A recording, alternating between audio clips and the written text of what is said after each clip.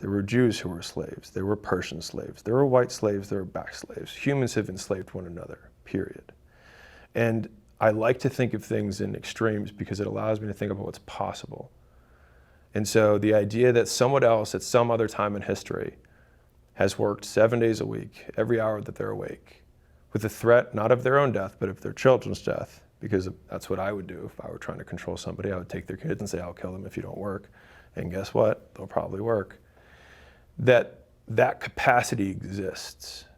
And so I would think to myself, like, I would try and put myself in that frame so that I wouldn't get into the woe is me cycle and think all these things I could blame for why I'm here right now. Why isn't this working as fast?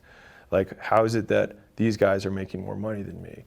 Like, why don't these people give me the respect I deserve? Blah, blah, blah, blah. And just say, like, what can I do now? And then just every hour of every day, well, what can I do now? And so it was, I have to learn how to market. I have to learn how to sell.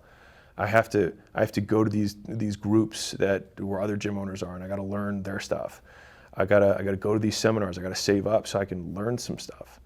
And that's what I did. And so that's how I got out of it.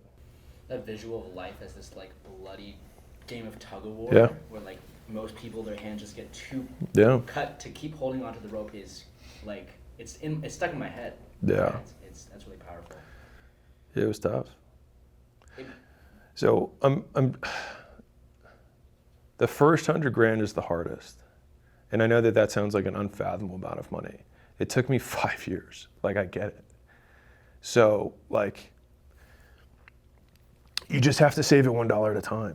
That's what it is. Now, obviously, I talk about other things like there are smarter ways to make money, for sure. Like, if you can sell expensive stuff, you can just move the decimals. Like, I mean, like, the thing is it is factually true. It is spiritually false. And I don't even believe in spirituality in general, but like, it is tough to sell a $10 million building and make $1 million commission or a $500,000 commission when you are broke as fuck. It is like you would have to become a different person, which is why most people's first sale is not that. But is it technically possible? Yes.